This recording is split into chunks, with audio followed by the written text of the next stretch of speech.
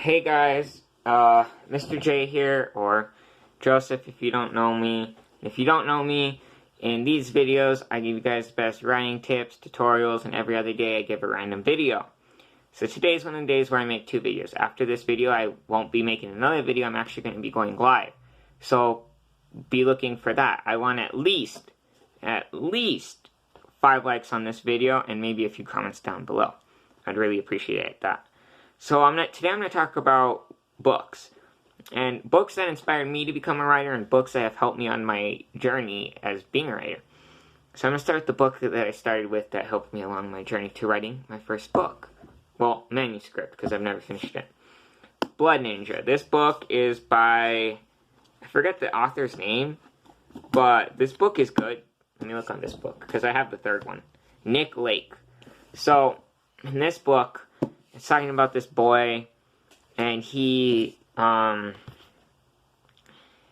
like this, one of his parents die, and a ninja comes and takes him, and he trains to be a ninja, and all the ninjas are actually vampires, and they work in the night, and all this. So it's a really good book. This is what inspired my first book, or my manuscript, which, mine is kind of similar, but not really. Mine is about a vampire and a werewolf falling in love. I know, it's a very cheesy, corny, but mine takes its own take on this. See, my book has, the werewolf is a young teenage boy, and he gets bitten one night. Being a curious teenager he hears a howling, he goes in after it. He falls and drinks from the steps of a werewolf. And if you know the tales of werewolves, if you drink from the paw print of a werewolf, you become this demonic-ish werewolf. You become a werewolf. But, so he goes after, it's the day of a full moon, so he hits his first change. Right after being bitten, he hits his first change. So that's kind of sucky. And, he goes to his girlfriend's house, and being as he can't go anywhere else, he collapses on her doorstep, she brings him in, and he bites her. And he turns her. Well, not turns her, but she had been a long and dormant vampire. She didn't know about her powers until the bite. And a necklace appears on her neck. This necklace symbolizes something to me. I won't talk about what, but this necklace is very symbolic to me. It's something I made in my mind, but it also represents something for me in real life. But this necklace is, when it's emerald, she's a vampire, and when it's pink, she's human. So it's this very beautiful necklace, very symbolic. So that one's a romance novel. The first book I read that led to it. There's also a second one, but I only have the first and the third. So I still need to get the second one. The next book, I got my 8th grade year from my friend Indigo. This one's called Dark Visions by L.J. Smith, which it has it has psychics, a psychic vampire, a healer, someone who can talk to animals, and someone who can do psychokinesis, I believe is what it was. But you have Caitlin, the main character, who's basically like a witch, said by the people in her town, who predicts people's deaths. Before someone dies, she like has this glimpse of it and can draw it out very quickly. But she doesn't know how to control it. And then she's torn between 2 boys, the good boy and the delinquent, Rob and Gabriel. Rob being a healer who gives people energy, and Gabriel who takes people's energy. He's a psychic vampire, Rob's a healer. So it's a great book, it's a great read. This didn't lead to a book of mine or anything, but it inspired me because it really levels down to the whole teenager persona and everything. So it's a very good read. It's a very great read. This would be the next one. So probably a lot of you know The Handmaid's Tale, the Hulu version of the book. Basically, Margaret Atwood's take on this is it's a society that's crumbling and only few women can give birth to children. And the women who can give birth are called handmaids, and they all have the letter O in their names for some reason. And the sergeants are like these big military guys. Kind of technically, I know this is a harsh topic, but they basically rape the young women, or the women. They're not all young, but some of them are. They rape these women. They have these guys' kids. These kids get like go to the person, and then basically the handsmaid just gets shipped to the next guy. So it's really bad. It's a bad story. And so this story led me to, like, down a deep train of thought because it affected me on a deeper level. So I would really advise reading that before watching the show because it's a better read. So yeah, it kind of led to my next book, but not really. It kind of did. It led to my next book a bit. And then we have this book, which I recently got, and I even have the author's signature on the inside of it. Let me pull that out. His name is Matthew Mendez. He's an upcoming author, and this book's called Barely Missing Everything. It's about, I'm going to kind of give it from the first line-ish. It's based around the character who's the best player on the worst team in the school district. Sports basketball. Well, there's so many different things in here, but I can relate. How the economy is. He doesn't even have a real father. He doesn't know who his father is, and I do believe when I met the author, he said that the father was in jail. So I understand that, seeing as my father is also in jail. So this book really leveled down with me. He's also a Latino kid, and he kind of goes through a lot of the hardships that Latino boys get into, or Latino people in general. So it's a really good read. So now I'm going to talk about how these books kind of influenced my writing. Seeing as Blood Ninja was the basis of my first book, and in between The Handmaid's Tale, well, technically between Dark Visions and The Handmaid's Tale is where I started the book that I'm working on now.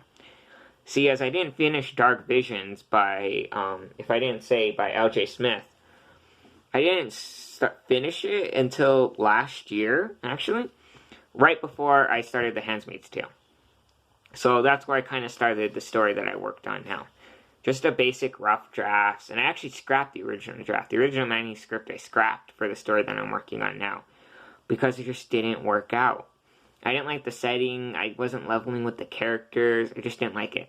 So the new story I actually got from a fan, someone who's a fan of my books, who knows me from Wattpad. And, not Wattpad, Wattpad. We all remember the original T in it. So basically, she knew me on Wattpad, and she gave me these character concepts and names. So I used them, and then later on I found out that she totally, completely, almost got me copyrighted, because she used names from a freaking TV show. I forgot what TV show it was. I think it was Vampire Diaries or something like that. I don't know. She used character names. And so I had to scrap all the characters. And I was so far into that draft of this book. I was probably already 6 chapters in. So I had to re-scrap 6 chapters and start over. Whereas now I think I'm almost at 10 chapters. So it was horrible having to start. I had based the book off these characters. So I had to change the complete setting again. The plot, the character concepts, the whole story had to be scrapped and started over. So now it's my 3rd time making this story. Might have to scrap it again because, I don't know, new characters and stuff. So, I know this is like a big rant on characters and stuff, but, like I said in my other videos, if you're new here then you don't know this, but I've said this before, that in order to become a great writer, to become a professional, you have to learn from the pros. So I took my writings from Nick Lake, Matt Mendez, Margaret Atwood, L.J. Smith, even Stephen King, okay? This Honko Mancho book over here, even this book, even John Steffren's The Emerald Atlas. The cover's not on here, it broke years ago. Just all these books that I have, I read, I have, this whole bookshelf is full of books. Like, I'll say this because I own them, no shame. I have the 50 Shades of Grey books. Like, I have hold on, where's the second one back there? I have 1 through 3. Okay, 1, 2, and 3. I also own the movies. I'm not afraid to say that. I have tons of books. I have almost all the Diary of the Olympic Kids, all the Dork Diaries almost. I have Aragon, if you don't know what that book is. Almost all the middle school books. I have a ton I have anime on the bottom. I have just books freaking galore. And you know why? Because in order to be a great writer, you got to be a great reader. You got to start somewhere. You got to learn in order to teach. You can't just teach. Teachers don't go to school. Don't just show up one day and be like, well, you see here, principal, I want to be a teacher. And the principal is going to be like, okay, here's a job. No, you got to have some background. You have to go to college. You have to become a student. You have to become a student. You have to become a student more and keep becoming a student. Become a teacher. Teach, and even then you're still a student because you still haven't you might be in a how do I word this? You can be a professional, but that doesn't mean that you're not done learning. You're still learning. You're still a student. You're a higher student. I know this kind of sounds bad, and I'm sorry to all the teachers out there, but you're still a student until ever. I mean, even Stephen King, he's still a freaking student. After all these books, he's still learning and he's still going. He's still a student. There's always room for improvement. So, I hope this video kind of gives you an idea of, you have to read a lot of freaking books. Even then, you're still not there yet. And I don't mean to be discouraging, but I've read all these books, and I probably have 4 books of my own, and that aren't even bigger than this one book. Which, this book is actually one of the smallest books I have next to this one, which is The Prince by Niccolo Machiavelli, The Prince. So, guys, I'm going to end this video off now. I hope you guys enjoyed it. Be looking out for my live. I'm going to be doing that right after this video uploads. So, I hope you guys enjoyed. I'm Mr. J. Please like this one. Remember, I want at least 5 likes on this video and a few comments down below. Please, if you're new, go subscribe to my channel and ring the bell because I upload every single day. And I sometimes upload double content like today, whereas I'm doing this video. And then in a little bit when this video uploads and you guys like and comment, I'm going to go live. So, guys, thanks for everything. I'll see you guys in just a few hours. Bye.